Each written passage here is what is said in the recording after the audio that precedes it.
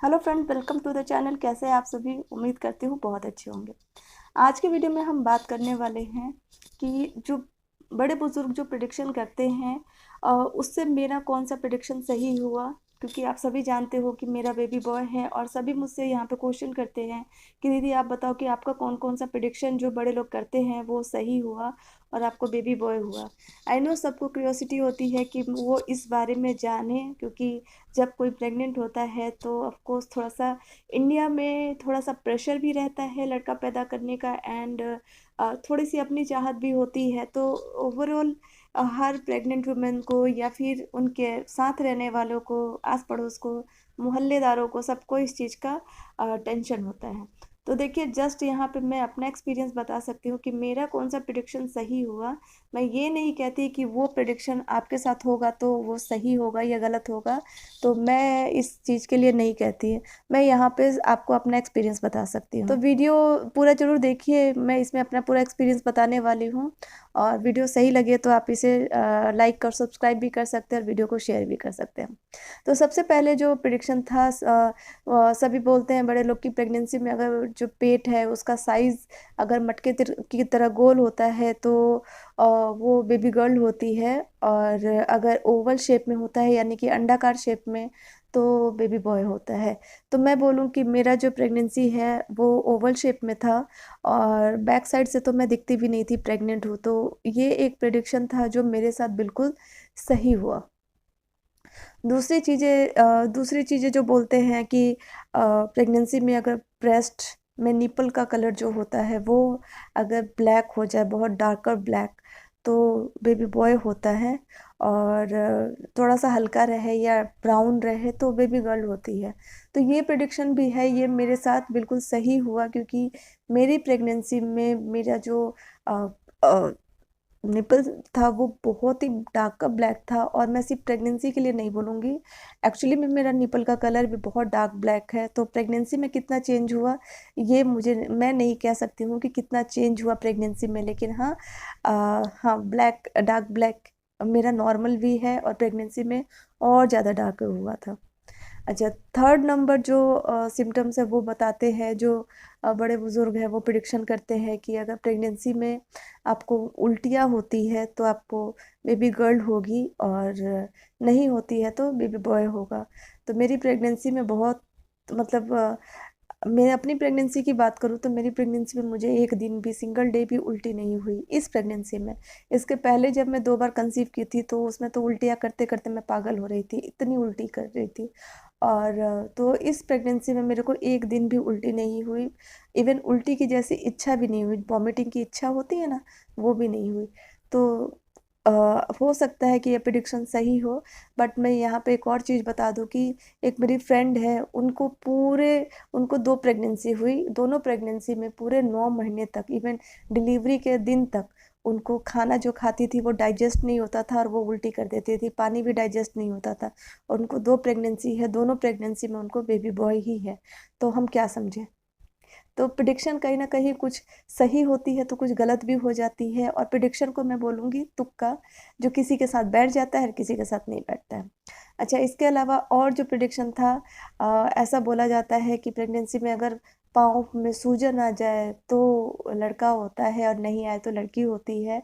तो भई मेरे पाँव में तो प्रेगनेंसी में सूजन नहीं आई थी, मेरा पाँव बिल्कुल नहीं सूजा था। हाँ, मेरा पाँव पेन होता था, क्योंकि ऑफ़ कोर्स वेट मेरा पुट ऑन हो चुका था, बहुत ज़्यादा वेट मैंने गेन किया कर रखा था, और वो सारा प्रेशर कहा जाता है आपके पैरों पे ही जाता है। तो मेरा पाँव में दर्द ज़्यादा होता था, ख़ासकर लेफ़्ट लेग में बहुत ज़्यादा दर्द होता था, क्योंकि मैं अपना लेफ़्ट लेग का यूज़ बहुत ज़्यादा करती हूँ। जो प्रेशर वाला पाँव होता है ना, वो मेरा लेफ़्ट लेग है, तो मैं प्रेशराइज़ अपने लेफ़्ट लेग को ही करती हूँ। इ होप सो इसकी वजह से वो दर्द होता हो। लेकिन अगर प्रेडिक्शन के साथ इसको जोड़े तो बिल्कुल सही हुआ।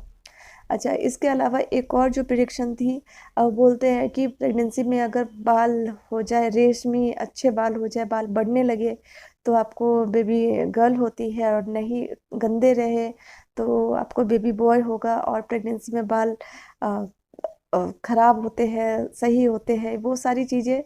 तो मैं अपनी बात बोलूँ तो मेरी प्रेगनेंसी में मुझे हेयर फॉल की प्रॉब्लम तो नहीं हुई थी, लेकिन हाँ मेरे बाल बहुत ही रफ़ हो गए थे, डैमेज हो गए थे, मतलब इतने गंदे हो गए थे। हालाँकि मैं अपने चेहरे से ज़्यादा अपने बालों का ख़्याल रखती हूँ, लेकिन प्रेगनेंसी के दिनों में मेरे बाल मुझे खुद ही पसंद नहीं आते थे, मतलब इतना गंदा लगता था बाल। तो मतलब प्रेडिक्शन से अगर माने तो हाँ, ये सही है, और प्रेडिक्शन के साथ चले तो हाँ, ये सही है कि ये प्रेडिक्शन मेरे ऊपर काम किया। एक और प्रेडिक्शन की जाती है कि प्रेगनेंसी में अगर चेहरा ग्लोई हो जाए, खूबसूरत दिखे, तो बेबी गर्ल होती है, और चेहरा काला दिखे, थोड़ा सा ख़राब सा दिखे, तो बेबी बॉय होता है। तो जी, मेरी प्रेगनेंसी में मेरा चेहरा बहुत बहुत ज़्यादा ख़राब था, बहुत ख़राब था। अरे यहाँ पर एक मस्सा भी, इतना इतना लंबा मस्सा भी निकला हुआ था, मतलब देख के ही बहुत बुरा लगता था। आप मेरी प्रेगनेंसी के टाइम की वीडियोस देखोगे ना, मैं बहुत गंदी दिखती थी। अभी जैसी भी दिखती हूँ, लेकिन उस समय तो इतनी गंदी दिखती थी कि आईना भी देखने से डर लगता था। तो बहुत ब्लैक हो गई थी मैं। नॉर्मली मेरा कलर फेयर है, लेकिन प्रेगनेंसी के दिनों में मैं बहुत ज़्यादा ब्लैक हो गई थी। टैनिंग तो भरी हुई थी, कितना भी घिस घिस के नहा लो ऐसा लगता था नहाए नहीं हो, ऐसा वाला गंदा वाला चेहरा था। तो ये उसकी वजह से भी हो सकता था कि मैं उन दिनों गुजरात के कच्छ में रहती थी, और वहाँ पे बहुत ही ज़्यादा गर्मी पड़ती है, गर्मी के दिन थे बहुत ज़्यादा। कच्छ का एरिया वैसा ही था वहाँ का वेदर, तो हो सकता है इसकी वजह से भी हो। लेकिन हाँ, अगर प्रिडिक्शन से माने तो ये सारे प्रिडिक्शन मेरे ऊपर सच होते हैं। तो यहाँ पे मैंने अपना प्रिडिक्शन से अपनी प्रेगनेंसी को कंपेयर किया है कि क्या कौन सा प्रिडिक्शन मेरे ऊपर चला और कौन सा नहीं। तो बस इतना ही है। इसका मतलब ये नहीं है कि मेरे ऊपर वो अप्लाई हुआ तो आपके ऊपर भी होगा, ज़रूरी नहीं है, हर प्रेगनेंसी अलग होती है। तो प्रेडिक्शन से कभी भी खुद की प्रेगनेंसी या दूसरे की प्रेगनेंसी से कंपेयर नहीं करना चाहिए। हर बॉडी अलग है, जो भी है बेस्ट है, ठीक है। बस आप लोग पूछते हो तो मुझे बताना ज़रूरी होता है, और क्योंकि आप लोगों की जो क्यूरियोसिटी है उसको कम करना भी तो मेरा काम है ना। तो आप लोग जिस टॉपिक पे वीडियो बोलते हो बनाने के लिए, उस टॉपिक पे मैं वीडियो बनाने की पूरी कोशिश करती हूँ, और मैं चाहती हूँ कि आप लोगों को मेरे थ्रू ज़्यादा से ज़्यादा इन्फॉर्मेशन मिले। जब मैं प्रेगनेंसी के ऊपर वीडियो बनाती हूँ, हाउ टू कंसीव के ऊपर, तो उस पे काफ़ी लोगों को आज अब बहुत अच्छा पॉजिटिव रिस्पॉन्स मिलने लगा है। अगर मैं बता दूँ कि मैं कोई डॉक्टर तो हूँ नहीं, मैंने जो भी एक्सपीरियंस अपना गेन किया है, वो यहाँ पे मैं आप सभी के साथ शेयर करती हूँ।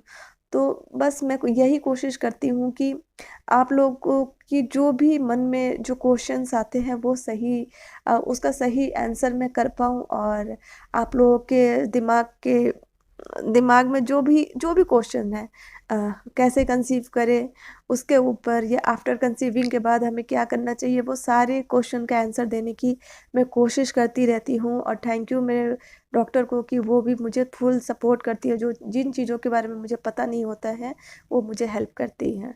तो बस मैं आपको भी थैंक यू बोलूँगी, और मेरे डॉक्टर को भी थैंक यू बोलूँगी, जिन्होंने मुझे इतना सपोर्ट किया और इतना आगे तक मुझे लेके आए। Thank you. तो दोस्तों, उम्मीद करती हूँ ये वीडियो आप लोगों को पसंद आया होगा। अगर वीडियो थोड़ा भी पसंद आया हो तो प्लीज़ इसे लाइक और शेयर कीजिए।